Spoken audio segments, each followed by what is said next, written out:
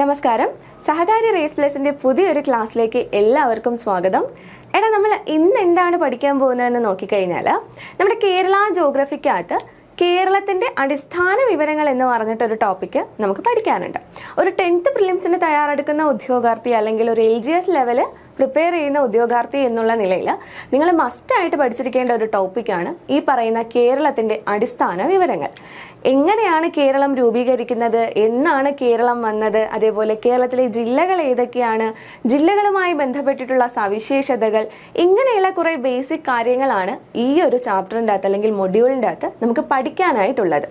നിങ്ങൾ PYQs നോക്കുമ്പോൾ മനസ്സിലാവും ഏറ്റവും കൂടുതൽ ക്വസ്റ്റ്യൻസ് വരുന്ന ഒരു മേഖലയാണ് ഈ പറയുന്ന കേരളത്തിൻ്റെ അടിസ്ഥാന വിവരങ്ങൾ.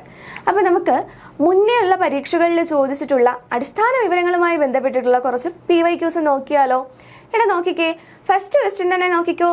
കേരളത്തിലെ ഏറ്റവും വലിയ ജില്ല ഏതാണ്? ക്വസ്റ്റ്യൻ കണ്ടല്ലോ, ഏറ്റവും വലിയ ജില്ല ഏതാണ് എന്നൊരു ചോദ്യം PSC ചോദിച്ചിട്ടുണ്ട്.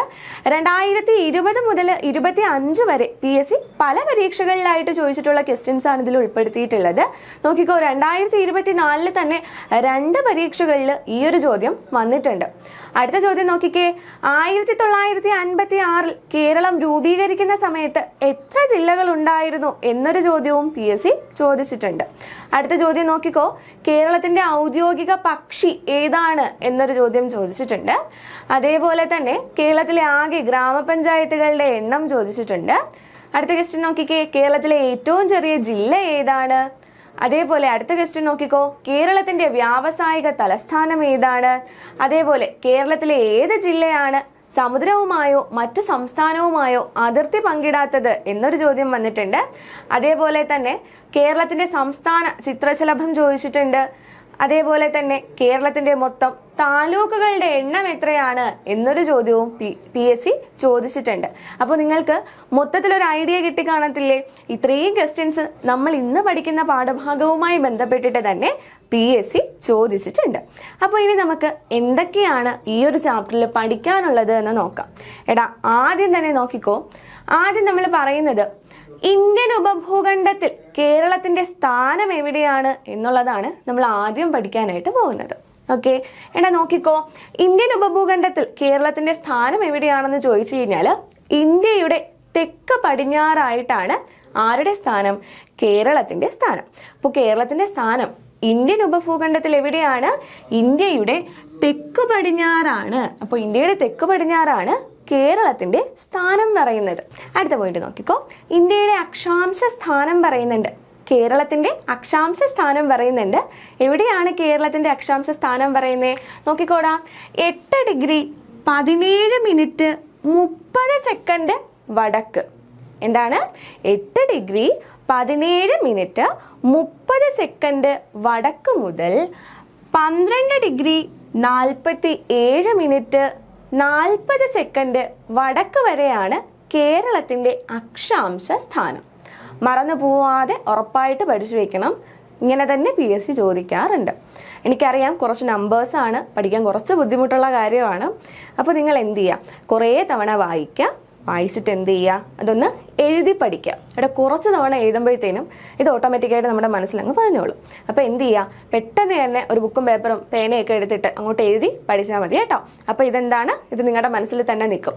ഓക്കെ, നിങ്ങളിത് കാണാതെ ഇങ്ങനെ എന്താണ് ഇത്, നിങ്ങൾ ഈ 30 സെക്കൻഡ് എന്നുള്ള കാര്യം അത് നിങ്ങൾ പഠിച്ചില്ലെങ്കിലും കുഴപ്പമില്ല. പക്ഷെ ആദ്യത്തെ ഈ 2 ഫിഗർ നിങ്ങൾ മസ്റ്റായിട്ട് പഠിച്ചിരിക്കണം. ഓക്കെ, 8 ഡിഗ്രി 17 മിനിറ്റ് 30 സെക്കൻഡ് വടക്ക് മുതൽ 12 ഡിഗ്രി 47 മിനിറ്റ് 40 സെക്കൻഡ് വടക്ക് വരെയാണ് കേരളത്തിന്റെ അക്ഷാംശ സ്ഥാനം. അടുത്ത് പറയുന്നു കേരളത്തിന്റെ രേഖാംശ സ്ഥാനം. കേരളത്തിന്റെ രേഖാംശ സ്ഥാനം ഏത് മുതൽ ഏത് വരെയാണ്? 74 ഡിഗ്രി 27 മിനിറ്റ് 47 സെക്കൻഡ് എവിടെ മുതൽ? കിഴക്ക് മുതൽ. ഓക്കെ, 74 ഡിഗ്രി 27 മിനിറ്റ് 47 സെക്കൻഡ് കിഴക്ക് മുതൽ 77 ഡിഗ്രി 37 സെക്കൻഡ് 37 മിനിറ്റ് 12 സെക്കൻഡ് കിഴക്ക് വരെയാണ് കേരളത്തിന്റെ രേഖാംശ സ്ഥാനം. അപ്പോൾ അക്ഷാംശ സ്ഥാനവും രേഖാംശ സ്ഥാനവും നമ്മൾ പഠിച്ചു.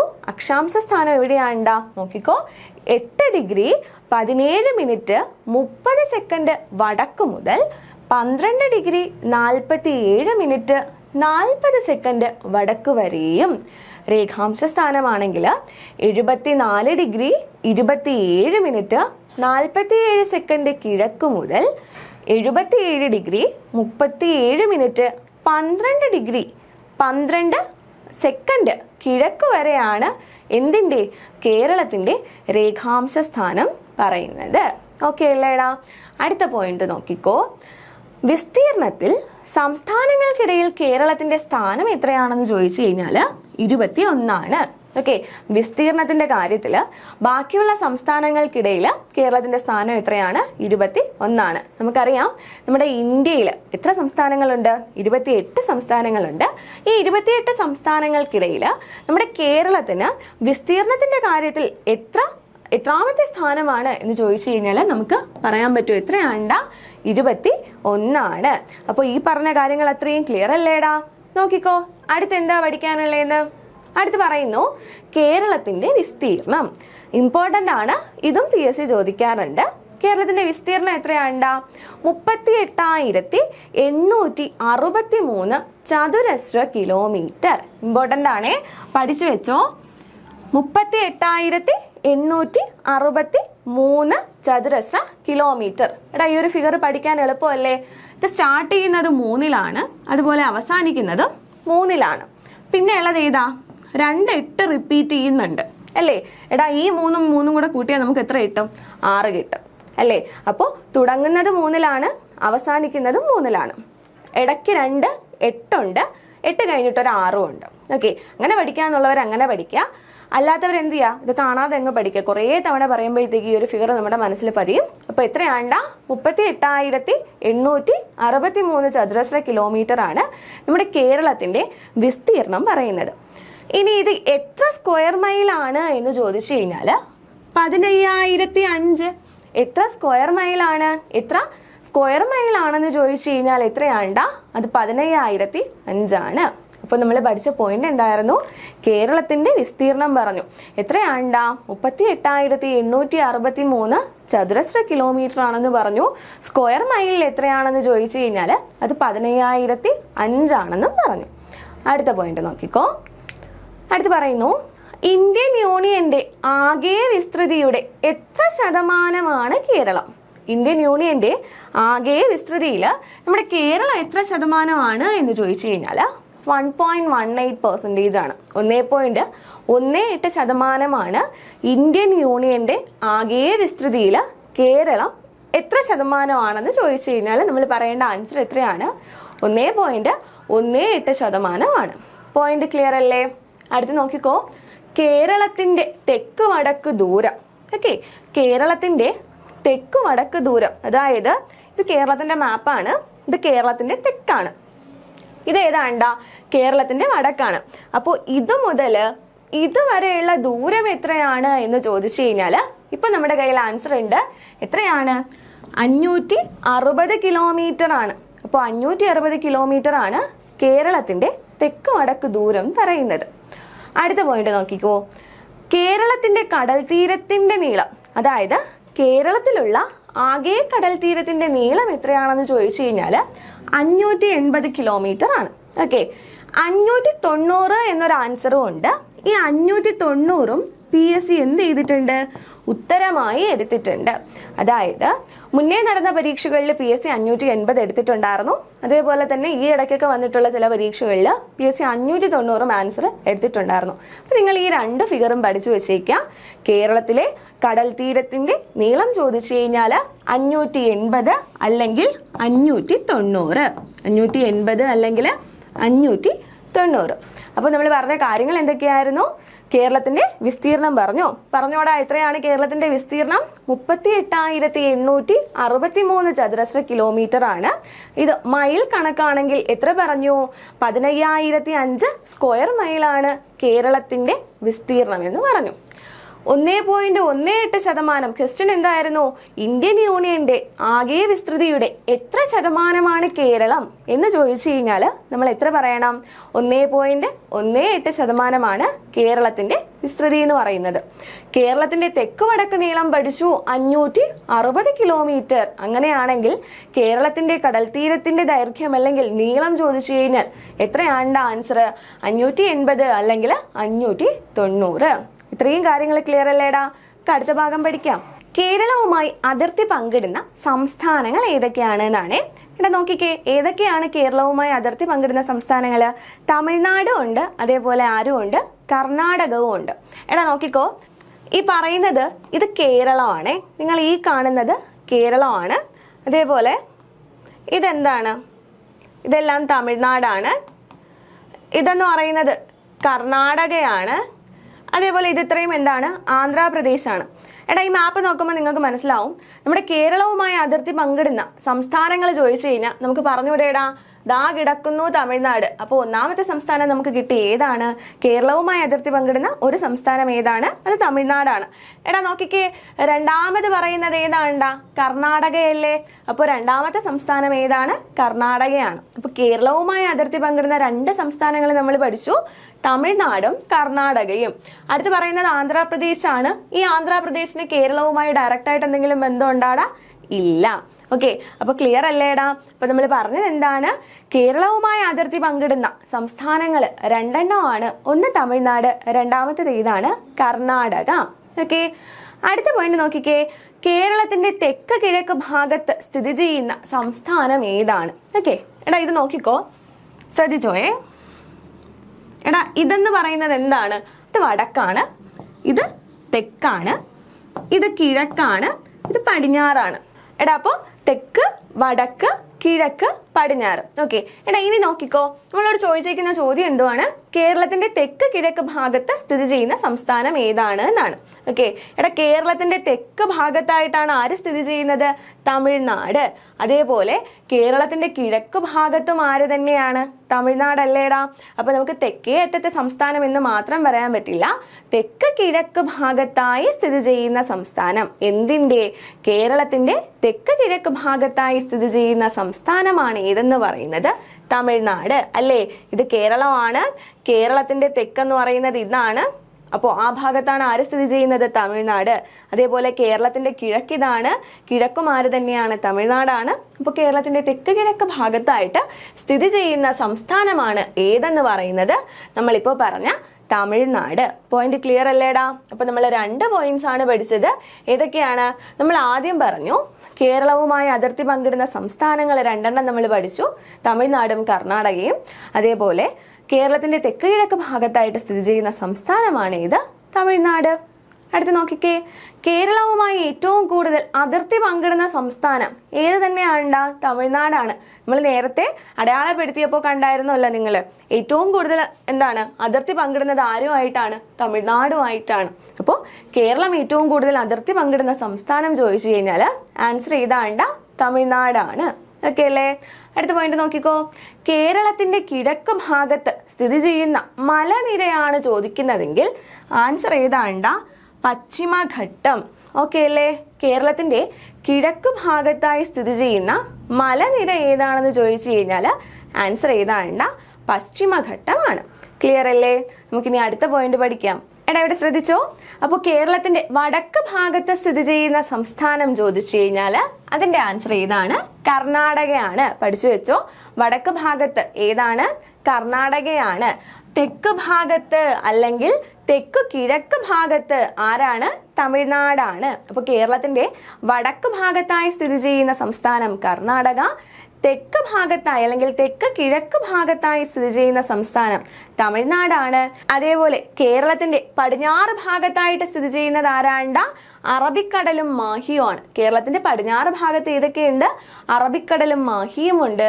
അതേപോലെ കിഴക്ക് ഭാഗത്തായിട്ട് എന്തുണ്ട്? പശ്ചിമഘട്ടം, അതേപോലെ സഹ്യാദ്രി. ഓക്കെ അല്ലേ? അപ്പോൾ പഠിച്ചു വെച്ചോ, കേരളത്തിന്റെ വടക്ക് ഭാഗത്തായി സ്ഥിതി ചെയ്യുന്ന സംസ്ഥാനം കർണാടക, തെക്ക് അല്ലെങ്കിൽ തെക്ക് കിഴക്ക് ഭാഗത്തായിട്ട് സ്ഥിതി ചെയ്യുന്നത് തമിഴ്നാട്, പടിഞ്ഞാറ് അറബിക്കടല്, കിഴക്ക് പശ്ചിമഘട്ടം അല്ലെങ്കിൽ സഹ്യാദ്രി. പശ്ചിമഘട്ടത്തിന്റെ മറ്റൊരു പേരാണ് എന്ത്? സഹ്യാദ്രി. അപ്പോൾ പശ്ചിമഘട്ടം അല്ലെങ്കിൽ സഹ്യാദ്രിയാണ് കേരളത്തിന്റെ കിഴക്ക് ഭാഗത്തായിട്ട് സ്ഥിതി ചെയ്യുന്നത്. ഓക്കെ അല്ലേ? നമുക്ക് അടുത്ത പോയിന്റ് നോക്കാം. നേരത്തെ പറഞ്ഞ കാര്യങ്ങൾ ജസ്റ്റ് ഒരു മാപ്പ് വഴി നിങ്ങൾക്ക് മനസ്സിലാവാൻ വേണ്ടിയിട്ട് ഞാൻ കൊണ്ടുവച്ചിരിക്കുന്നതാണ്. ഇവിടെ പറഞ്ഞു കേരളത്തിന്റെ തെക്ക് കിഴക്ക് ഭാഗത്തായിട്ട് സ്ഥിതി ചെയ്യുന്ന സംസ്ഥാനം ഏതാണ്? തമിഴ്നാടാണ്. അതേപോലെ തന്നെ കേരളവുമായി അതിർത്തി പങ്കിടുന്ന സംസ്ഥാനങ്ങൾ നമ്മൾ നേരത്തെ പറഞ്ഞായിരുന്നു. ഏതൊക്കെയാണ്? 1 കർണാടക, 2 തമിഴ്നാട്. നിങ്ങൾക്ക് ഈ മാപ്പ് കാണുമ്പോൾ മനസ്സിലാവുന്നില്ലേടാ?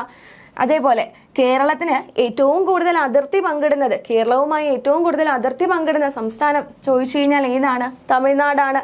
നിങ്ങൾക്കത് ഈ മാപ്പ് നോക്കുമ്പോൾ മനസ്സിലാവും. ഓക്കെ അല്ലേടാ? അപ്പോൾ ഇത്രയും കാര്യങ്ങളാണ് നമ്മൾ ഈ ഒരു ഭാഗത്ത് നിന്ന് പഠിച്ചത്. ഇനി നമുക്ക് പഠിക്കാനുള്ളത് എന്താണെന്ന് വെച്ച് കഴിഞ്ഞാൽ നേരത്തെ പറഞ്ഞ കാര്യം തന്നെയാണ്. കേരളത്തിന്റെ വടക്ക് കിഴക്ക് ഭാഗത്താണ് ആര് സ്ഥിതി ചെയ്യുന്നത്? കർണാടക.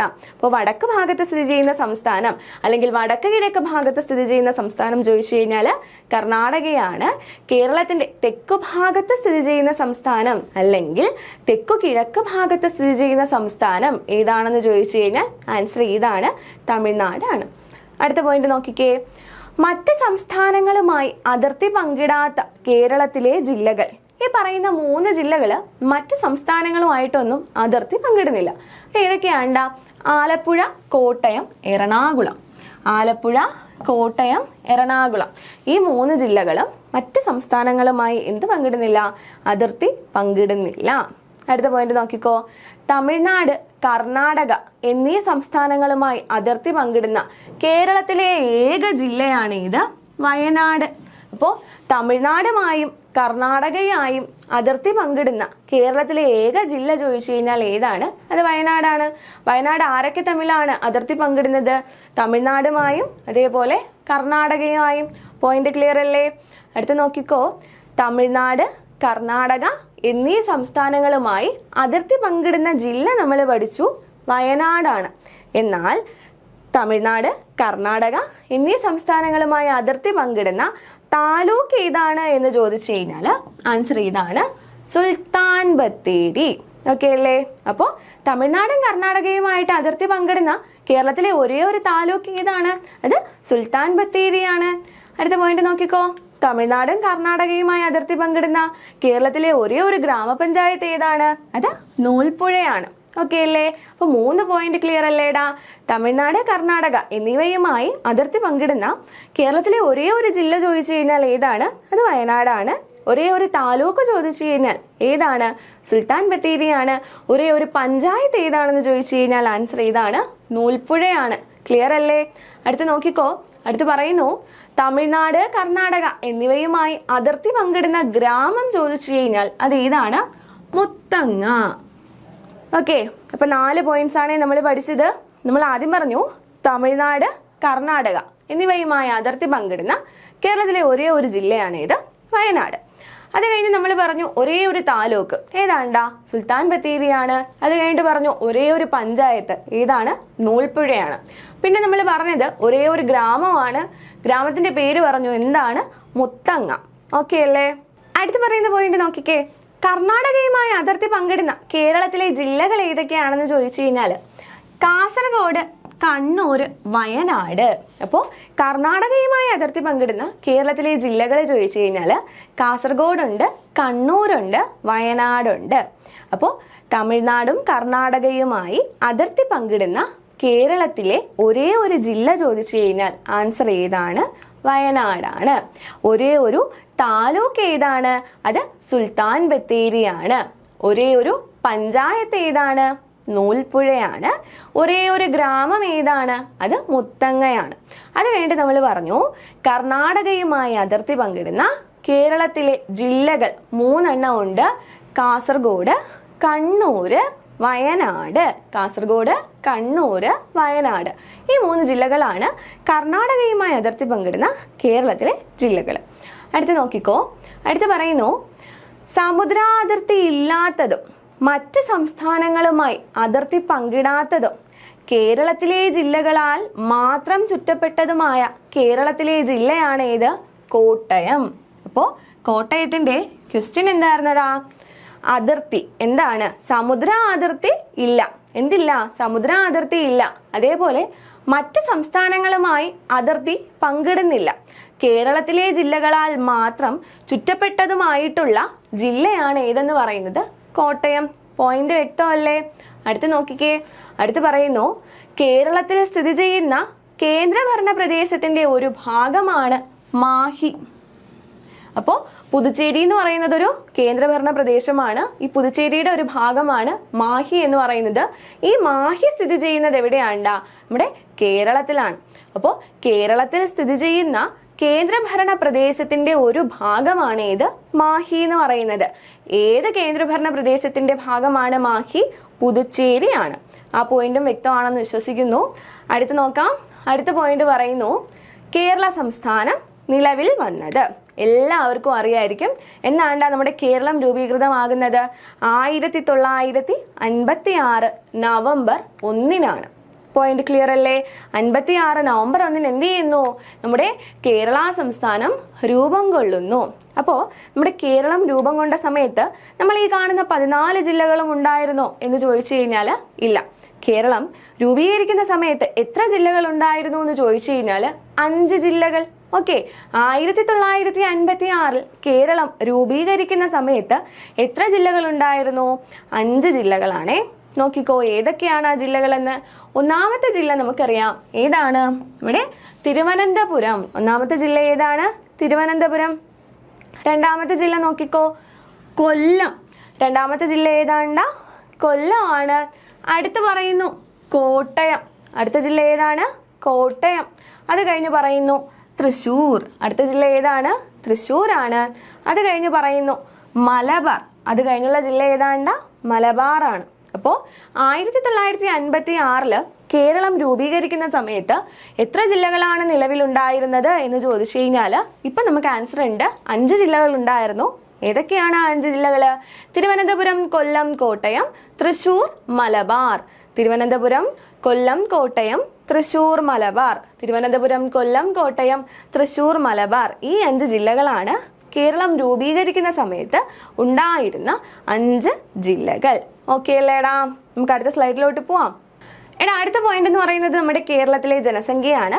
2011 ഫൈനൽ സെൻസസ് പ്രകാരമുള്ള കണക്കുകളാണ് ഈ പറയുന്നത്. നോക്കിക്കോ, നമ്മുടെ കേരളത്തിൽ എത്ര ജനസംഖ്യ ഉണ്ടെന്ന് ചോദിച്ചു കഴിഞ്ഞാൽ 3,34,661 കേരളത്തിലെ ജനസംഖ്യ. നിങ്ങൾ അറ്റ്ലീസ്റ്റ് 3.34 എന്നെങ്കിലും ഓർമ്മിച്ച് വെച്ചേക്കണേ. ഓക്കെ എടാ, അപ്പോൾ എത്രയാണ് കേരളത്തിലെ ജനസംഖ്യ? 3,34,661 കേരളത്തിലെ ജനസംഖ്യ. 2011 സെൻസസ് പ്രകാരമുള്ള കണക്കുകളാണ് ഈ പറഞ്ഞത്. ഓക്കെ, അടുത്ത് നോക്കിക്കോ, ദശാബ്ദ ജനസംഖ്യാ വളർച്ചാ നിരക്ക്. ദശാബ്ദ ജനസംഖ്യാ വളർച്ചാ നിരക്ക് എത്രയാണ് എന്ന് ചോദിച്ചു കഴിഞ്ഞാൽ അത് 4.91%. ഓക്കെ, അപ്പോൾ ദശാബ്ദ വളർച്ചാ നിരക്ക് എത്രയാണ്? 4.91% ആണ്. അടുത്ത് നോക്കിക്കോ, ജില്ലകൾ. എത്ര ജില്ല ഉണ്ടടാ നമ്മുടെ കേരളത്തിൽ? എല്ലാവർക്കും അറിയാം. എത്രയാണ്? 14. നമ്മൾ വിചാരിക്കും എല്ലാ പേർക്കും അറിയാമെന്നുള്ള ക്വസ്റ്റ്യൻ ആണ്, ഇതൊക്കെ PSC ചോദിക്കുമോ എന്നുള്ളത്. ഇതും PSC ചോദിക്കാറുണ്ട്. അപ്പം പഠിച്ചു വെച്ചോ, കേരളത്തിൽ എത്ര ജില്ലകളുണ്ട്? 14 ജില്ലകളുണ്ട്. അടുത്ത് നോക്കിക്കോ, തലസ്ഥാനം. കേരളത്തിന്റെ തലസ്ഥാനം എവിടെയാണ്ടാ? തിരുവനന്തപുരത്താണ്. കേരളത്തിന്റെ തലസ്ഥാനം എവിടെയാണ്? തിരുവനന്തപുരത്താണ്. അടുത്ത് നോക്കിക്കോ, സാംസ്കാരിക തലസ്ഥാനം എവിടെയാണ്ടാ? തൃശ്ശൂരാണ്. അപ്പോൾ കേരളത്തിന്റെ തലസ്ഥാനം ചോദിച്ചു കഴിഞ്ഞാൽ തിരുവനന്തപുരമാണ്. സാംസ്കാരിക തലസ്ഥാനം ചോദിച്ചു കഴിഞ്ഞാൽ എവിടെയാണ്? തൃശ്ശൂരിലാണ്. അങ്ങനെയാണെങ്കിൽ വ്യാവസായിക തലസ്ഥാനം എവിടെയായിരിക്കും? ഇവിടെ എറണാകുളം. വ്യാവസായിക തലസ്ഥാനം എവിടെയാണ്? എറണാകുളം. അപ്പോൾ തലസ്ഥാനം തിരുവനന്തപുരം, വ്യാവസായിക തലസ്ഥാനം എറണാകുളം, സാംസ്കാരിക തലസ്ഥാനം എവിടെയാണ്? തൃശ്ശൂരാണ്. ക്ലിയർ അല്ലേ ഇത്രയും കാര്യങ്ങൾ? അടുത്ത് പറയുന്നു കേരളത്തിലെ ഏറ്റവും വലിയ ജില്ല. എടാ, കേരളത്തിലെ ഏറ്റവും വലിയ ജില്ല ഏതാണ്ടാ? ഇടുക്കിയാണേ. കേരളത്തിലെ ഏറ്റവും വലിയ ജില്ല ഏതാണ്? ഇടുക്കിയാണ്. നമുക്കറിയാം മുന്നേ കേരളത്തിലെ ഏറ്റവും വലിയ ജില്ല പാലക്കാടായിരുന്നു. എന്നാൽ പുതിയ അപ്ഡേഷൻ പ്രകാരം എന്താണ്? ഇടുക്കിയാണ് കേരളത്തിലെ ഏറ്റവും വലിയ ജില്ല. ഫസ്റ്റ് ഓപ്ഷൻ പാലക്കാട് തന്നെ ആയിരിക്കും, എഴുതരുത്. കേരളത്തിലെ ഏറ്റവും വലിയ ജില്ല ഏതാണ്ടാ? ഇടുക്കിയാണ്.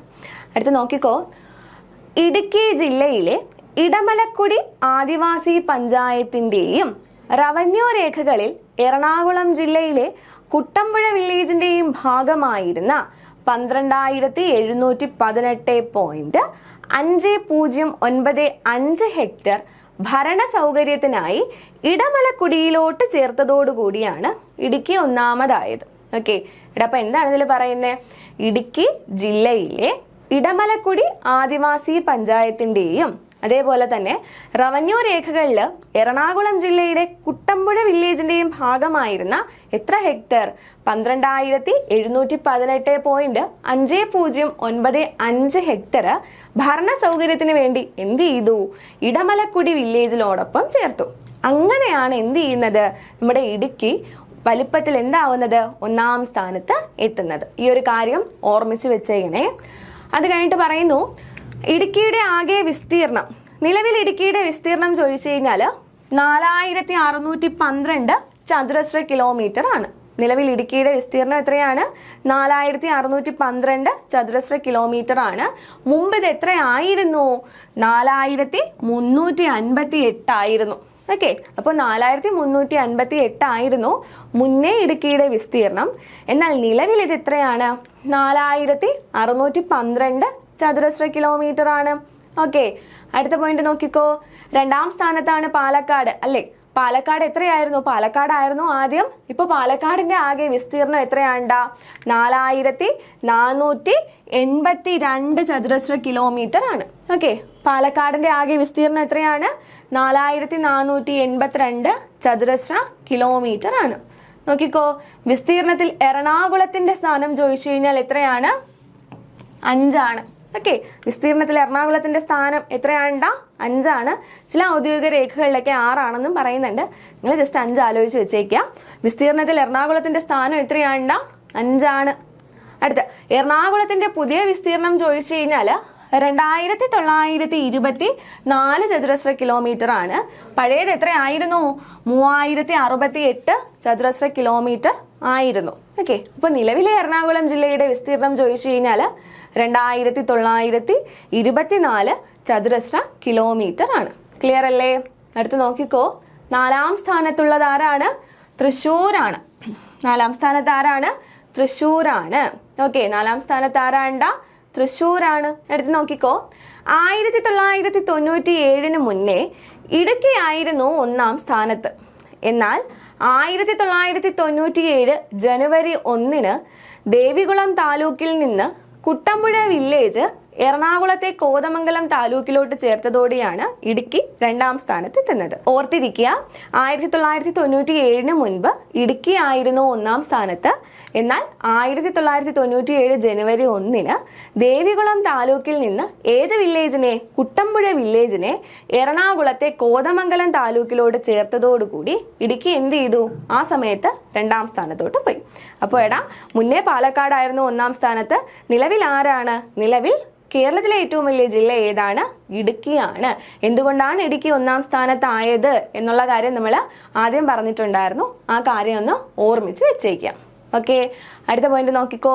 അടുത്ത് നമുക്ക് പഠിക്കാനുള്ളത് 2ാമത്തെ വലിയ ജില്ല പറഞ്ഞതാണ്. ഏതാണ്ടാ? പാലക്കാടാണ്. അപ്പോൾ 1ാമത്തെ ജില്ല ഇടുക്കിയാണ്. 2ാമത്തെ ജില്ല ഏതാണ്? പാലക്കാടാണ്. ഓക്കെ, എടാ ഇനി ഏറ്റവും ചെറിയ ജില്ല. ആൻസർ നമുക്കറിയാം. ഏറ്റവും ചെറിയ ജില്ല ഏതാണ്? ആലപ്പുഴ. അപ്പോൾ കേരളത്തിലെ ഏറ്റവും വലിയ ജില്ല ഏതാണ്? ഇടുക്കിയാണ്. ഏറ്റവും ചെറിയ ജില്ല ഏതാണ്? ആലപ്പുഴയാണ്. 2ാം സ്ഥാനത്ത് ആരാണ്? പാലക്കാടാണ്. അടുത്ത് നോക്കിക്കോ, ജില്ലാ പഞ്ചായത്തുകളുടെ എണ്ണം. ഇവിടെ കേരളത്തിൽ എത്ര ജില്ലയുണ്ട്? 14 ജില്ലകളുണ്ട്. അപ്പോൾ ജില്ലാ പഞ്ചായത്തിന്റെ എണ്ണവും എത്ര തന്നെയാണ്? 14 ആണ്. ഓക്കെ, അപ്പോൾ കേരളത്തിലെ എത്ര ജില്ലയുണ്ടെന്ന് ചോദിച്ചാലും എത്ര ജില്ലാ പഞ്ചായത്ത് ഉണ്ടെന്ന് ചോദിച്ചാലും ആൻസർ എന്ത് തന്നെയാണ്? 14 തന്നെയാണ്. അടുത്ത് എത്ര ബ്ലോക്ക് പഞ്ചായത്ത് ഉണ്ട്? 152. ഇത് ചോദിച്ചിട്ടുണ്ട്, PYQ ആണ്. എത്ര ബ്ലോക്ക് പഞ്ചായത്ത് ഉണ്ടടാ? 152 ബ്ലോക്ക് പഞ്ചായത്തുകളുണ്ട്. അങ്ങനെയാണെങ്കിൽ എത്ര ഗ്രാമപഞ്ചായത്ത് ഉണ്ട്? 941. അപ്പോൾ കേരളത്തിലെ ഗ്രാമപഞ്ചായത്തുകളുടെ എണ്ണം ചോദിച്ചു കഴിഞ്ഞാൽ 941 ആണ്. എടാ, അപ്പോൾ ഗ്രാമപഞ്ചായത്തിന്റെ എണ്ണം എത്രയാണ്? 941 ആണ്. ബ്ലോക്ക് പഞ്ചായത്തിന്റെ എണ്ണം എത്രയാണ്? 152 ആണ്. ജില്ലാ പഞ്ചായത്തിന്റെ എണ്ണം ചോദിച്ചു കഴിഞ്ഞാൽ എത്രയാണ്? 14 ആണ്. ജില്ലാ പഞ്ചായത്തിന്റെ എണ്ണം എത്രയാണ്? 14. അടുത്ത് റവന്യൂ ഡിവിഷൻ. എത്ര റവന്യൂ ഡിവിഷൻ ഉണ്ട്? 27. അപ്പോൾ റവന്യൂ ഡിവിഷൻ്റെ എണ്ണം എത്രയാണ്? 27 ഇനി റവന്യൂ വില്ലേജ് എത്രയാണെന്ന് ചോദിച്ചു കഴിഞ്ഞാൽ എത്രയാണ്ടാ? 1666 റവന്യൂ വില്ലേജ് എത്രയാണ്? 1666 ഈ ഫിഗർ പഠിക്കാൻ എളുപ്പമല്ലേ? 1666 ഓക്കെ, 1666. അപ്പോൾ ജില്ലാ പഞ്ചായത്ത് 14, ബ്ലോക്ക് പഞ്ചായത്ത് 152, പിന്നെ പറഞ്ഞു ഗ്രാമപഞ്ചായത്ത് 941. റവന്യൂ ഡിവിഷൻ 27 റവന്യൂ വില്ലേജ് എത്രയാണ്ടാ? 1666. അടുത്ത് താലൂക്കിൻ്റെ എണ്ണമാണ്. എത്ര താലൂക്ക് ഉണ്ട് എന്ന് ചോദിച്ചു കഴിഞ്ഞാൽ എത്രയാണ്ടാ? 78. അപ്പോൾ താലൂക്കുകളുടെ എണ്ണം എത്രയാണ്? 78. അവസാനം വന്ന താലൂക്കാണ് ഇത് അട്ടപ്പാടി. അവസാനം വന്ന താലൂക്ക് ഏതാണ്? അട്ടപ്പാടി. അടുത്ത് കോർപ്പറേഷൻ. കോർപ്പറേഷൻ എത്രയാണ്ടാ? കോർപ്പറേഷൻ 6. ഓക്കെ, കോർപ്പറേഷൻ എത്രയാണ്? 6. അപ്പോൾ താലൂക്ക് 78, കോർപ്പറേഷൻ 6. അങ്ങനെയാണെങ്കിൽ നഗരസഭകൾ എത്രയാണ്? 87. കോർപ്പറേഷൻ 6, നഗരസഭകൾ 87, താലൂക്ക് എത്രയാണ്? 78. അടുത്ത് നോക്കിക്കോ, നിയമസഭാ മണ്ഡലം എത്രയാണ്ടാ? 140. എത്ര നിയമസഭാ മണ്ഡലങ്ങളുണ്ട്? 140. മുൻപ് 141 ഉണ്ടായിരുന്നു. ആംഗ്ലോ ഇന്ത്യൻ പ്രതിനിധി എന്നൊരു കാര്യം കൂടി ഉണ്ടായിരുന്നു. നിലവിൽ ആ ഒരു സംഭവം എടുത്തു മാറ്റിയിട്ടുണ്ട്. അപ്പോൾ നിയമസഭാ മണ്ഡലങ്ങളുടെ എണ്ണം ചോദിച്ചു കഴിഞ്ഞാൽ എത്രയാണ്? 140. അപ്പോൾ 140 നിയമസഭാ മണ്ഡലങ്ങളാണ് നമ്മുടെ കേരളത്തിലുള്ളത്. അടുത്ത് പറയുന്നു, കേരള സഭയിലെ പട്ടികജാതി സംവരണ മണ്ഡലങ്ങളുടെ എണ്ണം എത്രയാണ്? 14. കേരള നിയമസഭയിലെ പട്ടികജാതി സംവരണങ്ങളുടെ എണ്ണം എത്രയാണ്ടാ? 14. എത്രയാണ്? 14. മറക്കാതെ പഠിച്ചു വെച്ചോ. കേരള നിയമസഭയിലെ പട്ടികജാതി സംവരണ മണ്ഡലങ്ങളുടെ എണ്ണം ചോദിച്ചു കഴിഞ്ഞാൽ എത്രയാണ്? 14. അങ്ങനെയാണെങ്കിൽ കേരള നിയമസഭയിലെ പട്ടികവർഗ സംവരണ മണ്ഡലങ്ങളുടെ എണ്ണം ചോദിച്ചു കഴിഞ്ഞാൽ 2. ഓക്കെ, പട്ടികജാതി സംവരണ മണ്ഡലങ്ങൾ 14 പട്ടികവർഗ സംവരണ മണ്ഡലങ്ങൾ എത്രയാണ്ടാ? 2. ഏതൊക്കെയുണ്ട്? സുൽത്താൻ ബത്തേരി, അതേപോലെ മാനന്തവാടി. ഇത് രണ്ടും പഠിച്ചു വെച്ചോ. കേരള നിയമസഭയിലെ പട്ടികവർഗ സംവരണ മണ്ഡലങ്ങൾ 2 സുൽത്താൻ ബത്തേരിയും അതേപോലെ മാനന്തവാടിയും. ഓക്കെ, അടുത്ത് നോക്കിക്കോ, ലോകസഭാ മണ്ഡലങ്ങൾ എത്രയാണ്? 20. നമ്മൾ നേരത്തെ പഠിച്ചു. നിയമസഭാ മണ്ഡലങ്ങൾ എത്രയാണ്? 140. ലോകസഭാ മണ്ഡലങ്ങൾ എത്രയാണ്? 20. ലോകസഭാ സംവരണ മണ്ഡലങ്ങൾ എത്ര എണ്ണം ഉണ്ടെന്ന് ചോദിച്ചു കഴിഞ്ഞാൽ 2. നമ്മൾ നേരത്തെ പറഞ്ഞു നിയമസഭാ മണ്ഡലങ്ങൾ 140. അതിൽ പട്ടികജാതി സംവരണ മണ്ഡലങ്ങൾ 14 പറഞ്ഞു. പട്ടികവർഗ സംവരണ മണ്ഡലങ്ങൾ എത്രയാണ്? 2. ആ 2 പേര് നമ്മൾ പറഞ്ഞായിരുന്നു. ഏതൊക്കെയാണ്ടാ? സുൽത്താൻ ബത്തേരിയും അതേപോലെ തന്നെ മാനന്തവാടിയും. നമ്മൾ ഇവിടെ പറയുന്നത് എന്താണ്? ലോകസഭാ മണ്ഡലങ്ങളുടെ എണ്ണമാണ്. എത്ര എണ്ണം ഉണ്ട്? 20 ഉണ്ട്. അതിൽ സംവരണ മണ്ഡലങ്ങൾ എത്ര എണ്ണമാണ്? 2. അതിൻ്റെ പേര് കൂടി പഠിച്ചു. ആലത്തൂര്, മാവേലിക്കര. ഇപ്പോൾ ആലത്തൂർ, മാവേലിക്കര ഇത് രണ്ടും എന്താണ്ടാ? ലോകസഭാ സംവരണ മണ്ഡലങ്ങളാണ്. നേരത്തെ പറഞ്ഞ സുൽത്താൻ ബത്തേരിയും മാനന്തവാടിയും അത് രണ്ടും എന്തായിരുന്നു? നമ്മുടെ കേരള നിയമസഭയിലെ പട്ടികവർഗ സംവരണ മണ്ഡലങ്ങളാണ് സുൽത്താൻ ബത്തേരിയും അതേപോലെ മാനന്തവാടിയും. നമ്മൾ ഇവിടെ പറഞ്ഞത് ലോകസഭാ മണ്ഡലങ്ങളാണ്. ഏതൊക്കെയാണ്? ആലത്തൂരും മാവേലിക്കരയുമാണ് കേരളത്തിലെ സംവരണ മണ്ഡലങ്ങളായിട്ട് പറയുന്നത്. അടുത്ത പോയിന്റ് നോക്കിക്കോ, രാജ്യസഭാ സീറ്റുകളുടെ എണ്ണം. എത്ര സീറ്റുകളാണ് കേരളത്തിനുള്ളത്? 9. രാജ്യസഭാ സീറ്റുകളുടെ എണ്ണം എത്രയാണ്ട? 9. ഇന്ത്യൻ സംസ്ഥാനങ്ങളിൽ വലിപ്പത്തിന്റെ കാര്യത്തിൽ കേരളത്തിന്റെ സ്ഥാനം ചോദിച്ചു കഴിഞ്ഞാൽ 21. ഓക്കെ, ഇന്ത്യൻ സംസ്ഥാനങ്ങളിൽ വലിപ്പത്തിന്റെ കേസ് പറയുമ്പോൾ കേരളത്തിന്റെ സ്ഥാനം എത്രയാണ്ട? 21. ഇന്ത്യൻ സംസ്ഥാനങ്ങളിൽ ജനസംഖ്യയുടെ അടിസ്ഥാനത്തിലാണെങ്കിൽ കേരളത്തിന്റെ സ്ഥാനം എത്രയാണ്? 13. ഓക്കെ, അപ്പോൾ വലിപ്പത്തിന്റെ സ്ഥാനത്തിലാണെങ്കിൽ 21-മതും ജനസംഖ്യയുടെ കാര്യത്തിൽ എത്രയാണ്ട? 13-മതുമാണ് ആര്? കേരളം. ഓക്കെ എടാ, അപ്പോൾ ഇത്രയും കാര്യങ്ങൾ ഓക്കെ അല്ലേടാ? ക്ലിയർ അല്ലേ? വേറെ ഡൗട്ടൊന്നും ഇല്ലല്ലോ. നമുക്ക് അടുത്തൊരു ഭാഗം നോക്കാം. അടുത്ത് പറയുന്നു വിദ്യാഭ്യാസ ജില്ലകൾ എത്രയാണ്ടാ? വിദ്യാഭ്യാസ ജില്ലകൾ 41. എടാ നമുക്ക് ടോട്ടൽ എത്ര ജില്ലയുണ്ട്? 14. ഈ 14നെ തിരിച്ചിട്ടാൽ എന്ത് കിട്ടുമോടാ? വിദ്യാഭ്യാസ ജില്ലകൾ കിട്ടൂലേ? അപ്പോൾ ടോട്ടൽ ജില്ലകൾ എത്രയാണ്? 14 അതിനെ തിരിച്ചിട്ടാൽ നമുക്ക് വിദ്യാഭ്യാസ ജില്ലകൾ കിട്ടും. എത്ര എണ്ണം ഉണ്ട്? 41 വിദ്യാഭ്യാസ ജില്ലകളാണ് കേരളത്തിൽ ഉള്ളത്. ഉപവിദ്യാഭ്യാസ ജില്ലകൾ എത്രയാണെന്ന് ചോദിച്ചു കഴിഞ്ഞാൽ 163. ഓക്കെ, ഉപവിദ്യാഭ്യാസ ജില്ലകൾ എത്രയാണ്ട? 163. അപ്പോൾ ആകെ ജില്ലകൾ 14, അതിൽ വിദ്യാഭ്യാസ ജില്ലകൾ എത്ര എണ്ണം ഉണ്ട്? 41 ഉണ്ട്. ഉപവിദ്യാഭ്യാസ ജില്ലകൾ എത്ര എണ്ണം ഉണ്ടെന്ന് ചോദിച്ചു കഴിഞ്ഞാൽ എത്രയാണ്? 163 ആണ്. ഓക്കെ, അടുത്ത പോയിന്റ് നോക്കിക്കോ. എത്ര യൂണിവേഴ്സിറ്റികൾ ഉണ്ടടാ കേരളത്തിൽ? 15. ഓക്കെ, അപ്പോൾ കേരളത്തിൽ എത്ര യൂണിവേഴ്സിറ്റികളുണ്ട്? 15 യൂണിവേഴ്സിറ്റികളുണ്ട്. എത്ര മെഡിക്കൽ കോളേജ് ഉണ്ട്? 14 മെഡിക്കൽ കോളേജുകളുണ്ട്. ഓക്കെ, മെഡിക്കൽ കോളേജിന്റെ എണ്ണം ചോദിച്ചു കഴിഞ്ഞാൽ 14, യൂണിവേഴ്സിറ്റിയുടെ എണ്ണം ചോദിച്ചു കഴിഞ്ഞാൽ 15, വിദ്യാഭ്യാസ ജില്ലകളാണെങ്കിൽ 41, ഉപവിദ്യാഭ്യാസ ജില്ലകളാണെങ്കിൽ എത്രയാണ്? 163 ആണ്. എടാ ഇനി നമുക്ക് പഠിക്കാനുള്ളത് കേരളത്തിന്റെ ഔദ്യോഗികപരമായിട്ടുള്ള കുറച്ച് കാര്യങ്ങളാണ്. അതായത് ഔദ്യോഗിക മൃഗം, ഔദ്യോഗിക പക്ഷി, ഇങ്ങനെയുള്ള കാര്യങ്ങൾ. ഓക്കെ, ഇനി നമുക്ക് ആദ്യം പഠിക്കാനുള്ളത് കേരളത്തിന്റെ ഔദ്യോഗിക മൃഗം. എടാ കേരളത്തിന്റെ ഔദ്യോഗിക മൃഗം ഏതാണ്? ആനയാണല്ലേ. ഈ ആനയുടെ ശാസ്ത്രീയ നാമം കൂടി പഠിച്ചു വെച്ചോ. ശാസ്ത്രീയ നാമം എന്താണ്? Eliphaz maximus indicus. അപ്പോൾ എലീഫസ് മാക്സിമസ് ഇൻഡിക്കസ് ആണ് ആര്? ആന. ആന എന്ന് പറയുന്നത് എന്താണ്? കേരളത്തിന്റെ ഔദ്യോഗിക മൃഗമാണ്. എടാ അങ്ങനെയാണെങ്കിൽ കേരളത്തിന്റെ ഔദ്യോഗിക പക്ഷി ഏതാണ്ടാ? മലമുഴക്കി വേഴാമ്പൽ. കേരളത്തിന്റെ ഔദ്യോഗിക പക്ഷി ചോദിച്ചു കഴിഞ്ഞാൽ ഏതാണ്? മലമുഴക്കി വേഴാമ്പലാണ്. അതിന്റെ സയന്റിഫിക് നെയിമും പഠിക്കണം. എന്താണ്? ബ്യൂസറസ് ബൈക്കോണിസ്. ബ്യൂസറസ് ബൈക്കോണിസ് ആണ് മലമുഴക്കി വേഴാമ്പലിന്റെ ശാസ്ത്രീയ നാമം. എടാ ഈ ശാസ്ത്രീയ നാമങ്ങളും പഠിച്ചു വെച്ചോ. ഇതും PSC ചോദിക്കാറുണ്ട്. അപ്പോൾ കേരളത്തിന്റെ ഔദ്യോഗിക മൃഗമാണ് ആന. എലീഫസ് മാക്സിമസ് ഇൻഡിക്കസ് ആണ് ആന. കേരളത്തിന്റെ ഔദ്യോഗിക പക്ഷി പറഞ്ഞു, ശാസ്ത്രീയ പക്ഷി എന്താണ്ടാ? മലമുഴക്കി വേഴാമ്പലാണ്. അതിന്റെ ശാസ്ത്രീയ നാമമാണ് എന്ത്? ബ്യൂസറസ് ബൈക്കോർണിസ്. അടുത്ത് നോക്കിക്കോ, കേരളത്തിന്റെ ഔദ്യോഗിക മത്സ്യം. കേരളത്തിന്റെ ഔദ്യോഗിക മത്സ്യം ഏതാണ്ടാ? കരിമീൻ. കേരളത്തിന്റെ ഔദ്യോഗിക മത്സ്യമാണ് ഏത്? കരിമീൻ. കരിമീനിന്റെ ശാസ്ത്രീയ നാമം കൂടി പഠിച്ചോ. എന്താണ്? എട്രോപ്ലസ് സുരാറ്റൻസിസ്. എട്രോപ്ലസ് സുരാറ്റൻസിസ് ആണ് കരിമീനിന്റെ ശാസ്ത്രീയ നാമം.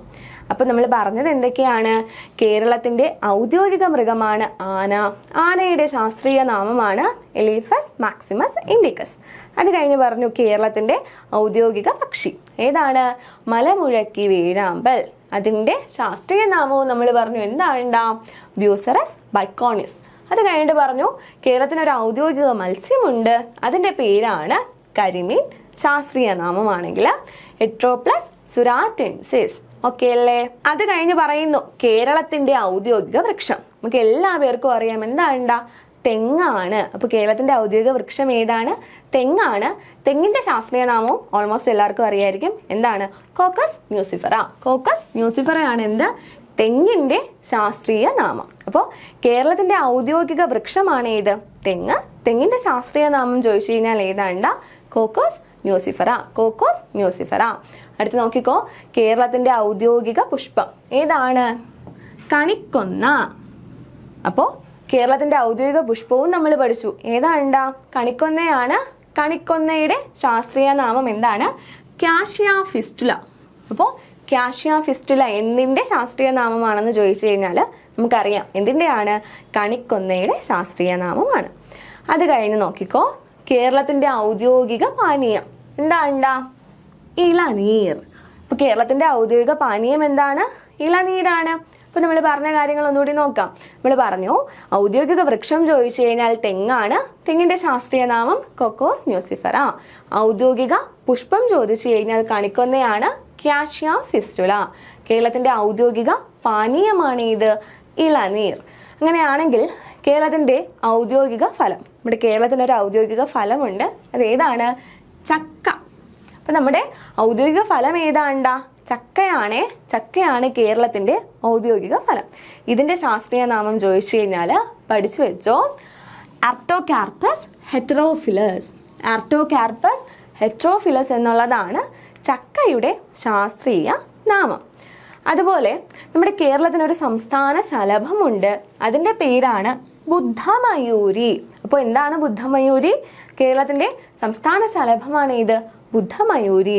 ഇതിൻ്റെ ശാസ്ത്രീയ നാമമാണ് പാപ്പിലിയോ ബുദ്ധ. അപ്പോൾ പാപ്പിലിയോ ബുദ്ധ എന്താണ്? നമ്മുടെ സംസ്ഥാന ശലഭമായ ബുദ്ധമയൂരിയുടെ ശാസ്ത്രീയ നാമമാണ് എന്ത്? പാപ്പിലിയോ ബുദ്ധ. അപ്പോൾ നമ്മൾ പറഞ്ഞത് എന്തായിരുന്നു? കേരളത്തിനൊരു സംസ്ഥാന ശലഭമുണ്ട്, അതിൻ്റെ പേരെന്താണ്? ബുദ്ധമയൂരി. അതിൻ്റെ ശാസ്ത്രീയ നാമമാണ് എന്ത്? പാപ്പിലിയോ ബുദ്ധ. ഇതൊരു 4-5 തവണ ഇങ്ങനെ പറഞ്ഞു പഠിക്കുമ്പോൾ നിങ്ങൾ എന്ത് ചെയ്യും? നിങ്ങൾക്കിതിൽ കുറേ കാര്യങ്ങളൊക്കെ അറിയായിരിക്കും. നമ്മുടെ ഔദ്യോഗിക മൃഗം, പക്ഷി, അതുപോലെ തന്നെ ഫലം, ഇങ്ങനെയുള്ള കാര്യങ്ങളെല്ലാം നിങ്ങൾക്ക് അറിയായിരിക്കും. നിങ്ങളിൽ കുറച്ച് പേർക്കെങ്കിലും അറിഞ്ഞൂടാ എന്നെനിക്ക് തോന്നുന്നത് മേ ബി ശാസ്ത്രീയ നാമമായിരിക്കും. അപ്പോൾ എന്ത് ചെയ്യാം? ഇത് നിങ്ങൾ വായിച്ച് പഠിക്കുക. കുറേ തവണ വായിക്കുമ്പോഴത്തേക്കും നിങ്ങൾ എന്ത് ചെയ്യും? ഇതങ്ങ് പഠിച്ചോളും. ഒരുപാട് തവണ വായിക്കുക എന്നുള്ളതാണ് ഏറ്റവും ഇമ്പോർട്ടൻ്റ് ആയിട്ടുള്ള കാര്യം. നോട്ട് എടുക്കുക, നോട്ട് ഇങ്ങനെ കണ്ടിന്യൂസ് ആയിട്ട് വായിച്ചുകൊണ്ടിരിക്കുക. അപ്പോഴത്തേക്കും ഈ ഒരു സാധനം നിങ്ങൾ പഠിക്കും. ഓക്കെ അല്ലേ? നമുക്കിനി അടുത്ത പോയിന്റ് നോക്കാം. കേരളത്തിൻ്റെ തെക്കും വടക്കും എന്തൊക്കെയുണ്ടെന്ന് നോക്കാം. ഓക്കെ, ഇവിടെ കേരളത്തിൻ്റെ തെക്കേ അറ്റത്തെ ജില്ല നമുക്കറിയാം ഏതാണ്? തെക്കേ അറ്റത്ത് തിരുവനന്തപുരമാണ്. അങ്ങനെയാണെങ്കിൽ കേരളത്തിൻ്റെ വടക്കേ അറ്റത്തെ ജില്ല ഏതായിരിക്കും? ഇവിടെ കാസർഗോഡാണ്. തെക്കേ അറ്റത്ത് തിരുവനന്തപുരമാണ്, വടക്കേ അറ്റത്ത് ആരാണ്? കാസർഗോഡാണ്. അങ്ങനെയാണെങ്കിൽ തെക്കേ അറ്റത്തെ താലൂക്ക് ചോദിച്ചു കഴിഞ്ഞാൽ ഏതാണ്ട? നെയ്യാറ്റിൻകര. അപ്പോൾ കേരളത്തിൻ്റെ തെക്കേ അറ്റത്തെ താലൂക്ക് ചോദിച്ചു കഴിഞ്ഞാൽ ആൻസർ ഏതാണ്? നെയ്യാറ്റിൻകരയാണ്. വടക്കേ അറ്റത്തെ താലൂക്കാണ് ചോദിക്കുന്നതെങ്കിൽ ആൻസർ മഞ്ചേശ്വരമാണ്. അപ്പോൾ തെക്കേ അറ്റത്തെ ജില്ല തിരുവനന്തപുരം, വടക്കേ അറ്റത്തെ ജില്ല കാസർഗോഡ്, തെക്കേ അറ്റത്തെ താലൂക്ക് നെയ്യാറ്റിൻകര, വടക്കേ അറ്റത്തെ താലൂക്ക് ഏതാണ്? മഞ്ചേശ്വരമാണ്. ഇനി തെക്കേ അറ്റത്തെ ലോകസഭാ മണ്ഡലമാണ് ഏത്? തിരുവനന്തപുരം. അപ്പോൾ തെക്കേ അറ്റത്തെ ലോകസഭാ മണ്ഡലം പഠിച്ചു, ഏതാണ്ട? തിരുവനന്തപുരമാണ്. അങ്ങനെയാണെങ്കിൽ വടക്കേ അറ്റത്തെ ലോകസഭ ഏതായിരിക്കും? കാസർഗോഡ്. അപ്പോൾ തെക്കേ അറ്റത്തെ ലോകസഭാ മണ്ഡലം തിരുവനന്തപുരമാണ്, വടക്കേ അറ്റത്തെ ലോകസഭാ മണ്ഡലം ചോദിച്ചു കഴിഞ്ഞാൽ ആൻസർ ഏതാണ്ട? അത് കാസർഗോഡാണ്. അടുത്ത് നോക്കിക്കോ, തെക്കേ അറ്റത്തെ ഗ്രാമപഞ്ചായത്ത് ഏതാണ്? പാറശാല. അപ്പോൾ തെക്കേ അറ്റത്ത് ഒരു ഗ്രാമപഞ്ചായത്ത് ഉണ്ട്. കേരളത്തിൻ്റെ ഏറ്റവും തെക്കേ അറ്റത്ത് സ്ഥിതി ചെയ്യുന്ന ഗ്രാമപഞ്ചായത്താണ് ഏത്? പാറശാല. അങ്ങനെയാണെങ്കിൽ വടക്കേ അറ്റത്തെ ഗ്രാമപഞ്ചായത്ത് ചോദിച്ചു കഴിഞ്ഞാൽ ഏതാണ്? മഞ്ചേശ്വരമാണ്. ഓക്കെ, അപ്പോൾ വടക്കേ അറ്റത്തെ ഗ്രാമപഞ്ചായത്ത് നമ്മൾ പഠിച്ചു, ഏതാണ്ടാ? മഞ്ചേശ്വരം. അപ്പോൾ തെക്കേ അറ്റത്തെ ഗ്രാമപഞ്ചായത്ത് പാറശാലയാണ്, വടക്കേ അറ്റത്തെ ഗ്രാമപഞ്ചായത്ത് ഏതാണ്? മഞ്ചേശ്വരമാണ്. ഇനി തെക്കേ അറ്റത്തെ ഗ്രാമം ചോദിച്ചു കഴിഞ്ഞാൽ കളിയിക്കാവിള. ഓക്കെ ആണോടാ? തെക്കേ അറ്റത്തെ ഗ്രാമം ഏതാണ്? കളിയിക്കാവിള. ഓക്കെ, തെക്കേ അറ്റത്തെ ഗ്രാമം കളിയിക്കാവിള. അങ്ങനെയാണെങ്കിൽ വടക്കേ അറ്റത്തെ ഗ്രാമം ഏതാണ്ടാ? തലപ്പാടി. വടക്കേ അറ്റത്തെ ഗ്രാമം ഏതാണ്ടാ? തലപ്പാടി. അപ്പോൾ തെക്കേ അറ്റത്തെ ഗ്രാമം കളിയിക്കാവിള, വടക്കേ അറ്റത്തെ ഗ്രാമം ഏതാണ്? തലപ്പാടി. ഇനി തെക്കേ അറ്റത്തെ കോർപ്പറേഷൻ ചോദിച്ചു കഴിഞ്ഞാൽ ആൻസർ നമുക്കറിയാം, ഏതാണ്ടാ? തിരുവനന്തപുരം. തെക്കേ അറ്റത്തെ കോർപ്പറേഷൻ ഏതാണ്? തിരുവനന്തപുരമാണ്. വടക്കേ അറ്റത്തെ കോർപ്പറേഷൻ ചോദിച്ചു കഴിഞ്ഞാൽ ചാടിക്കേറി കാസർഗോഡ് എഴുതരുത്, ഏതാണ് ആൻസർ? കണ്ണൂരാണ്. ഓക്കെ, അപ്പോൾ തെക്കേ അറ്റത്തെ കോർപ്പറേഷൻ തിരുവനന്തപുരമാണെങ്കിൽ വടക്കേ അറ്റത്തെ കോർപ്പറേഷൻ ഏതാണ്? കണ്ണൂരാണ്. കോർപ്പറേഷൻ ഏതാണ്ട? കണ്ണൂരാണ്. നോക്കിക്കോ, കേരള സർക്കാർ ഔദ്യോഗിക ഭാഷാ പ്രതിജ്ഞയായിട്ട് അംഗീകരിച്ചിരിക്കുന്നത് ആരുടെ വരികളാണ് എന്ന് ചോദിച്ചു കഴിഞ്ഞാൽ അത് നമ്മുടെ MT വാസുദേവൻ നായരുടെയാണ്. മലയാളമാണ് എൻ്റെ ഭാഷ, എൻ്റെ ഭാഷ എൻ്റെ വീടാണ് എന്ന് തുടങ്ങുന്ന ഈ ഒരു വരികളാണ് നമ്മുടെ കേരള സർക്കാർ എന്ത് ചെയ്യുന്നത്? കേരളത്തിൻ്റെ ഔദ്യോഗിക ഭാഷാ പ്രതിജ്ഞയായിട്ട് അംഗീകരിച്ചിരിക്കുന്നത്. അതുപോലെ കേരളത്തിന് ഒരു ഔദ്യോഗിക ഗാനം തിരഞ്ഞെടുക്കുന്നതിന് വേണ്ടി സർക്കാർ രൂപീകരിച്ച ഒരു പാനലുണ്ട്. ഈ പാനലിൻ്റെ കൺവീനറാണ് ആര്? റാണി ജോർജ്. അതുപോലെ നമ്മുടെ കേരള നിയമസഭയ്ക്ക് ഒരു ഔദ്യോഗിക വാർത്താപത്രികയുണ്ട്. അതിൻ്റെ പേരാണ് എന്ത്? അറിവോരം. അപ്പോൾ എന്താണ് അറിവോരം? നമ്മുടെ കേരള നിയമസഭയുടെ ഔദ്യോഗിക വാർത്താപത്രികയുടെ പേരാണ് അറിവോരം. അറിവോരം എന്ന് പറയുന്നത് ഒരു ത്രൈമാസികയാണ്. ഓക്കെ, ത്രൈമാസികയാണ് എന്തെന്ന് പറയുന്നത്? അറിവോരം. അപ്പോൾ കേരള നിയമസഭയുടെ ഔദ്യോഗിക വാർത്താപത്രികയുടെ പേരാണ് എന്ത്? അറിവോരം. അങ്ങനെയാണെങ്കിൽ നമ്മുടെ കേരള നിയമസഭ ആരംഭിച്ച ടെലിവിഷൻ ചാനലാണ് ഏത്? സഭാ TV. അപ്പോൾ സഭാ TV എന്താണ്ടാ? നമ്മുടെ കേരള നിയമസഭ ആരംഭിച്ച ടെലിവിഷൻ ചാനലാണ് എന്ത്? സഭാ TV. ഓക്കെ അല്ലേടാ? ഇനി നമുക്ക് പഠിക്കാനുള്ളത് കേരളത്തിലെ പ്രാദേശിക ദിനങ്ങളാണ്. നോക്കിക്കോ, ജനുവരി 2 പ്രത്യേകത ചോദിച്ചു കഴിഞ്ഞാൽ നമ്മുടെ കേരള നവോത്ഥാനത്തിലെ ഏറ്റവും പ്രധാനപ്പെട്ട വ്യക്തിയാണ് ആര്? മന്നത്ത് പത്മനാഭൻ. അപ്പോൾ മന്നത്ത് പത്മനാഭന്റെ ജന്മദിനമായ ജനുവരി 2 എന്തായിട്ട് ആചരിക്കുന്നു? മന്നം ജയന്തി. ഓക്കെ, അടുത്ത് പറയുന്നു മാർച്ച് 12 വൈകുണ്ഠസ്വാമികളുടെ ജന്മദിനമാണ്. അതേപോലെ മെയ് 17 കേരളത്തിൽ എന്തായി ആചരിക്കുന്നു? കുടുംബശ്രീ ദിനം. അപ്പോൾ കുടുംബശ്രീ ദിനമായിട്ട് ആചരിക്കുന്നത് എന്നാണ്? മെയ് 17. അപ്പോൾ മെയ് 17 പ്രത്യേകത എന്താണ്? കുടുംബശ്രീ ദിനമാണ്. എടാ അടുത്ത് പറയുന്നു ജൂൺ 19 കേരളത്തിൽ എന്തായി ആചരിക്കുന്നു? വായനാ ദിനമായിട്ട് ആചരിക്കുന്നു. അങ്ങനെയാണെങ്കിൽ ഓഗസ്റ്റ് 25 എന്താണ്ടാ? ജീവകാരുണ്യ ദിനം. എന്താണ്? ജീവകാരുണ്യ ദിനം. ചട്ടമ്പി സ്വാമികളുടെ ജന്മദിനമായ ഓഗസ്റ്റ് 25 കേരളത്തിൽ എന്തായി ആചരിക്കുന്നു? ജീവകാരുണ്യ ദിനമായി ആചരിക്കുന്നു. ഓക്കെ അല്ലേ? അപ്പൊ പ്രധാനപ്പെട്ട പ്രാദേശിക ദിനങ്ങൾ നമ്മൾ പറഞ്ഞു. അടുത്ത് പറയുന്നു ഓഗസ്റ്റ് 28 പ്രത്യേകത എന്താണ്ടാ? അയ്യങ്കാളി ജയന്തി. 1863 ഓഗസ്റ്റ് 28 ആര് ജനിക്കുന്നത്? അയ്യങ്കാളി ജനിക്കുന്നത്. അപ്പോൾ ആ ഓഗസ്റ്റ് 28 നമ്മൾ എന്തായിട്ട് ആചരിക്കുന്നു? അയ്യങ്കാളി ജയന്തിയായിട്ട് ആചരിക്കുന്നു. സെപ്റ്റംബർ 17 വിശ്വകർമാ ദിനം. സെപ്റ്റംബർ 17 പ്രത്യേകത എന്താണ്ടാ? വിശ്വകർമാ ദിനമാണ്. ഒക്ടോബർ 4 കേട്ടോ. ഒക്ടോബർ 4 പ്രത്യേകത എന്താണ്ട? ഗജദിനം. അപ്പോൾ ഒക്ടോബർ 4 പ്രത്യേകത ചോദിച്ചു കഴിഞ്ഞാൽ എന്താണ്?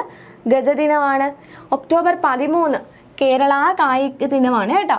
ഒക്ടോബർ 13 എന്താണ്? കേരള കായിക ദിനം. അങ്ങനെയാണെങ്കിൽ നവംബർ 1 എന്താണ്ടാ? കേരളപ്പിറവി. നവംബർ 1 പ്രത്യേകത എന്താണ്? കേരളപ്പിറവി. അതേപോലെ ഇത് ചോദിച്ചിട്ടുണ്ടേ, മേട 1 നമ്മൾ വിഷു ആഘോഷിക്കുന്നത്. അതേപോലെ ചിങ്ങ 1 എന്തായിട്ട് ആചരിക്കുന്നു? കർഷക ദിനം. അപ്പോൾ മേട 1 വിഷു ആണ്, ചിങ്ങ 1 കർഷക ദിനമാണ്. അപ്പോൾ ഓഗസ്റ്റ് 28 അയ്യങ്കാളി ജയന്തിയാണ്. സെപ്റ്റംബർ 17 വിശ്വകർമാ ദിനമാണ്. ഒക്ടോബർ 4 ഗജദിനമാണ്. ഒക്ടോബർ 13 കായിക ദിനമാണ്. നവംബർ 1 പറഞ്ഞു കഴിഞ്ഞാൽ കേരളപ്പിറവി. മേടം 1 ആണെങ്കിൽ വിഷു, ചിങ്ങ 1 എന്താണ്ടാ? കർഷക ദിനമാണ്. എടാ അപ്പൊ നമ്മൾ ഈ പഠിച്ച കാര്യങ്ങൾ നമുക്കൊന്ന് പെട്ടെന്ന് ഒന്നുകൂടി നോക്കിയാലോ? എടാ അപ്പൊ നമ്മൾ ആദ്യം പറഞ്ഞത് ഇന്ത്യൻ ഉപഭൂഖണ്ഡത്തിലെ കേരളത്തിന്റെ സ്ഥാനം എവിടാണ് എന്നാണ്. ഇന്ത്യയുടെ തെക്ക് പടിഞ്ഞാറാണ് ആരുടെ സ്ഥാനം? നമ്മുടെ കേരളത്തിന്റെ സ്ഥാനം. അക്ഷാംശ സ്ഥാനം പറഞ്ഞു 8 ഡിഗ്രി 17 മിനിറ്റ് 30 സെക്കൻഡ് വടക്ക് മുതൽ 12 ഡിഗ്രി 47 മിനിറ്റ് 40 സെക്കൻഡ് വടക്ക് വരെയാണ് കേരളത്തിന്റെ അക്ഷാംശ സ്ഥാനം. രേഖാംശ സ്ഥാനമാണെങ്കിൽ 74 ഡിഗ്രി 27 മിനിറ്റ് 47 സെക്കൻഡ് കിഴക്ക് മുതൽ 77 ഡിഗ്രി 37 മിനിറ്റ് 12 സെക്കൻഡ് കിഴക്ക് വരെയാണ് രേഖാംശ സ്ഥാനം പറയുന്നത്. വിസ്തീർണങ്ങൾക്കിടയിൽ സംസ്ഥാനങ്ങൾക്കിടയിൽ വിസ്തീർണത്തിന്റെ കാര്യത്തിൽ സംസ്ഥാനങ്ങൾക്കിടയിൽ കേരളത്തിന്റെ സ്ഥാനം ചോദിച്ചു കഴിഞ്ഞാൽ എത്രയാണ്ട? അത് 21 അങ്ങനെയാണെങ്കിൽ വിസ്തീർണം പറഞ്ഞു എത്രയാണ്? 38,863 ചതുരശ്ര കിലോമീറ്റർ ആണ്. 15,005 സ്ക്വയർ മൈൽ. ഇന്ത്യൻ യൂണിയന്റെ ആകെ വിസ്തൃതിയുടെ എത്രയാണ് കേരളം? 1.18%. കേരളത്തിന്റെ തെക്ക് വടക്ക് ദൂരമാണെങ്കിൽ 560 കിലോമീറ്റർ ആണ്. കേരളത്തിന്റെ കടൽ തീരത്തിന്റെ നീളമാണെങ്കിൽ എത്രയാണ്? 590 കിലോമീറ്റർ ആണ്, അല്ലെങ്കിൽ 580 കിലോമീറ്റർ ആണ്. അത് കഴിഞ്ഞ് നമ്മൾ എന്താ പറഞ്ഞേ? കേരളവുമായി അതിർത്തി പങ്കിടുന്ന സംസ്ഥാനങ്ങൾ 2 ഉണ്ട്. തമിഴ്നാട്, കർണാടക. കേരളത്തിന്റെ തെക്ക് കിഴക്ക് ഭാഗത്തായി സ്ഥിതി ചെയ്യുന്ന സംസ്ഥാനമാണ് തമിഴ്നാട്. കേരളവുമായി ഏറ്റവും കൂടുതൽ അതിർത്തി പങ്കിടുന്ന സംസ്ഥാനം ചോദിച്ചു കഴിഞ്ഞാലും തമിഴ്നാടാണ്. കേരളത്തിന്റെ കിഴക്ക് ഭാഗത്ത് സ്ഥിതി ചെയ്യുന്ന മലനിരയാണ് ഇത് പശ്ചിമഘട്ടം. അത് കഴിഞ്ഞ് നമ്മൾ പറഞ്ഞു കേരളത്തിന്റെ വടക്ക് അല്ലെങ്കിൽ വടക്ക് കിഴക്ക് കർണാടകയാണ്. തെക്ക് അല്ലെങ്കിൽ തെക്ക് കിഴക്ക് തമിഴ്നാടാണ്. പടിഞ്ഞാറ് അറബിക്കടല് മാഹി. അതേപോലെ കിഴക്ക് ഭാഗത്തായിട്ട് പശ്ചിമഘട്ടം അല്ലെങ്കിൽ സഹ്യാദ്രി. അത് കഴിഞ്ഞ് നമ്മൾ പറഞ്ഞത് എന്താണ്? അത് കഴിഞ്ഞിട്ട് നമ്മൾ പറഞ്ഞു കേരളത്തിന്റെ വടക്കിഴക്ക് ഭാഗത്ത് സ്ഥിതി ചെയ്യുന്ന സംസ്ഥാനമാണ് കർണാടക. മറ്റ് സംസ്ഥാനങ്ങളുമായി അതിർത്തി പങ്കിടാത്ത കേരളത്തിലെ ജില്ലകൾ 3 ഉണ്ട്. ആലപ്പുഴ, കോട്ടയം, എറണാകുളം. തമിഴ്നാട്, കർണാടക എന്നീ സംസ്ഥാനങ്ങളുമായി അതിർത്തി പങ്കിടുന്ന കേരളത്തിലെ ഏക ജില്ലയാണ് വയനാട്. പോയിന്റ് ഒന്നുകൂടെ നോക്കിക്കോ. തമിഴ്നാട്, കർണാടക എന്നീ സംസ്ഥാനങ്ങളുമായി അതിർത്തി പങ്കിടുന്ന കേരളത്തിലെ ഏക ജില്ലയാണ് ഏത്? വയനാട്.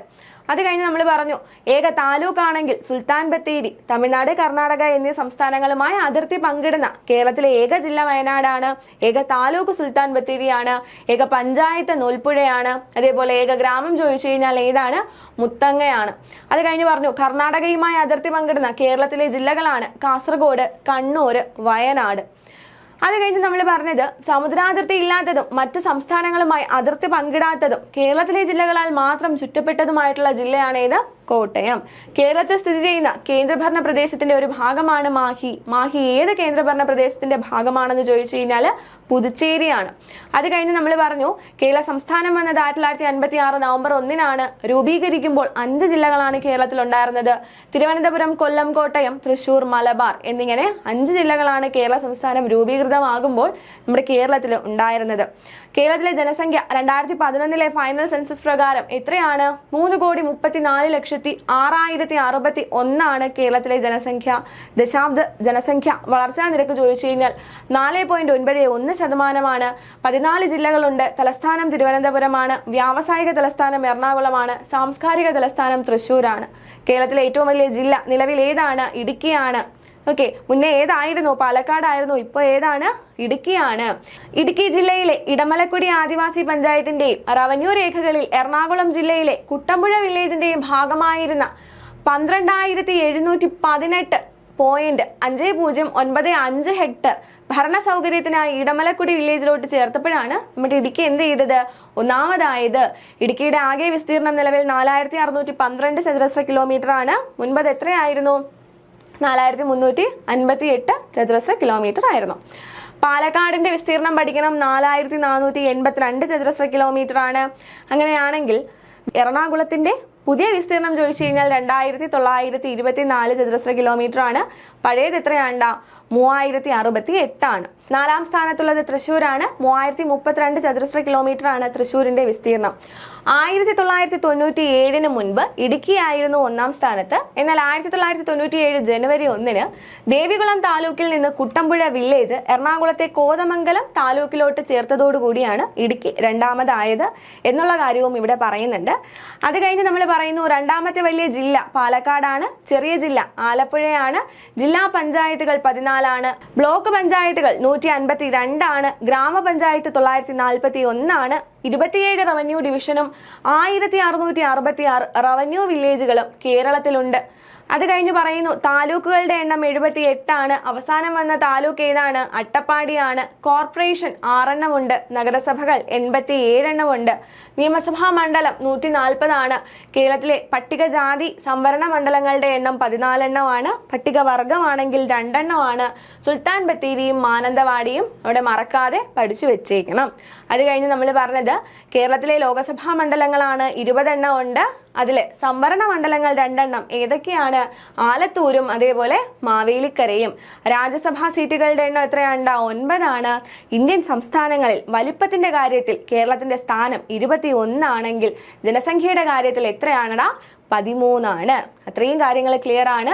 അത് കഴിഞ്ഞ് നമ്മൾ പറഞ്ഞു വിദ്യാഭ്യാസ ജില്ലകള് 14 ജില്ലകളുണ്ട്. അതിനെ തിരിച്ചിട്ടാൽ നമുക്ക് വിദ്യാഭ്യാസ ജില്ലകൾ കിട്ടും. എത്രയാണ്? 41. ഉപവിദ്യാഭ്യാസ ജില്ലകൾ 163.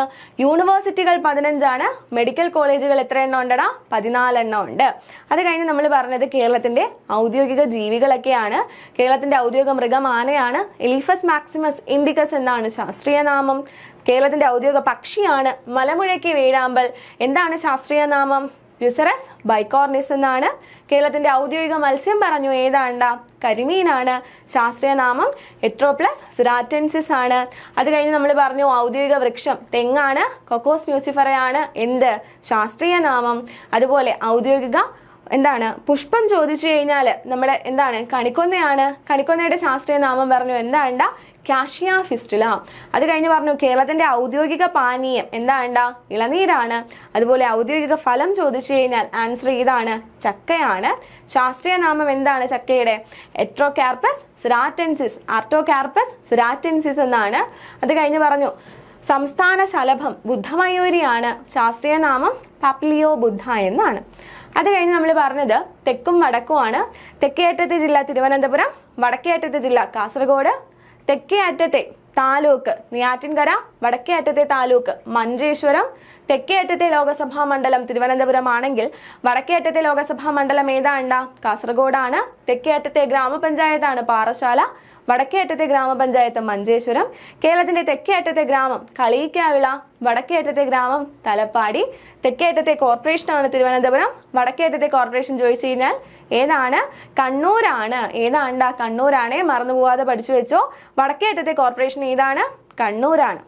അടുത്ത് പറയുന്നു, കേരള സർക്കാർ ഔദ്യോഗിക ഭാഷാ പ്രതിജ്ഞയായിട്ട് അംഗീകരിച്ചിരിക്കുന്നത് ആരുടെ വരികളാണെന്ന് ചോദിച്ചു കഴിഞ്ഞാൽ MT വാസുദേവൻ നായർ എഴുതിയ മലയാളമാണ് എൻ്റെ ഭാഷ, എൻ്റെ ഭാഷ എൻ്റെ വീടാണ് എന്ന് തുടങ്ങുന്നതാണ് കേരളത്തിന്റെ ഔദ്യോഗിക പ്രതിജ്ഞയായിട്ട് കേരള സർക്കാർ അംഗീകരിച്ചിട്ടുള്ളത്. അതുപോലെ കേരളത്തിന് ഒരു ഔദ്യോഗിക ഗാനം തിരഞ്ഞെടുക്കുന്നതിന് വേണ്ടിയിട്ട് സർക്കാർ ഒരു പാനലിനെ കൊണ്ടുവന്നു. അതിന്റെ കൺവീനറാണ് ആര്? റാണി ജോർജ്. ആരാണ്? റാണി ജോർജ്. അതുപോലെ കേരള നിയമസഭയുടെ ഔദ്യോഗിക വാർത്താപത്രികയാണ് അറിവോരം. അറിവോരം ഒരു ത്രൈമാസികയാണ്. അതുപോലെ കേരള നിയമസഭ ആരംഭിച്ച ടെലിവിഷൻ ചാനലാണ് ഇത് സഭാ TV. അത് കഴിഞ്ഞിട്ട് നമ്മൾ പറഞ്ഞ കേരളത്തിലെ പ്രാദേശിക ദിനങ്ങളാണ്. ജനുവരി 2 മന്നത്ത് പത്മനാഭന്റെ ജന്മദിനം, മന്നം ജയന്തിയായിട്ട് ആഘോഷിക്കുന്നു. മാർച്ച് 12 വൈകുണ്ഠസ്വാമികളുടെ ജന്മദിനമാണ്. മെയ് 17 കുടുംബശ്രീ ദിനമാണ്. ജൂൺ 19 വായനാ ദിനമാണ്. ഓഗസ്റ്റ് 25 ചട്ടമ്പി സ്വാമിയുടെ ജന്മദിനം നമ്മൾ എന്തായി ആചരിക്കുന്നു? ജീവകാരുണ്യ ദിനമായി ആചരിക്കുന്നു എന്ന് പറഞ്ഞു. അത് കഴിഞ്ഞിട്ട് നമ്മൾ പറഞ്ഞു ഓഗസ്റ്റ് 28 എന്താണ്? അയ്യങ്കാളി ജയന്തിയാണ്. സെപ്റ്റംബർ 17 എന്താണ്? വിശ്വകർമ്മ ദിനമാണ്. ഒക്ടോബർ 13 കായിക ദിനം. നവംബർ 1 കേരള പിറവി. അങ്ങനെയാണെങ്കിൽ മേടം 1 എന്താണ്? വിഷു ആണ്. ചിങ്ങം 1 എന്താണ്ടാ? നമ്മൾ കേരളത്തിൽ കർഷക ദിനമായിട്ട് ആചരിക്കുന്നു. എടാ, അപ്പോൾ നമ്മൾ കേരള ബേസിക് ഫാക്ട്സ് എന്ന് പറയുന്ന ടോപ്പിക്കിൽ കുറച്ച് കാര്യങ്ങൾ പഠിച്ചിട്ടുണ്ട്. കുറച്ച് കാര്യങ്ങൾ മാത്രമാണ് നമ്മൾ പഠിച്ചത്. ഇനിയും കേരളത്തിന്റെ അടിസ്ഥാന വിവരങ്ങൾ നമുക്ക് പഠിക്കാനുണ്ട്. അപ്പോൾ പഠിപ്പിച്ച കാര്യങ്ങളൊക്കെ എല്ലാവർക്കും മനസ്സിലായി കാണുമെന്ന് വിചാരിക്കുന്നു. പുതിയൊരു ക്ലാസ്സിൽ നമുക്ക് വീണ്ടും കാണാം. താങ്ക്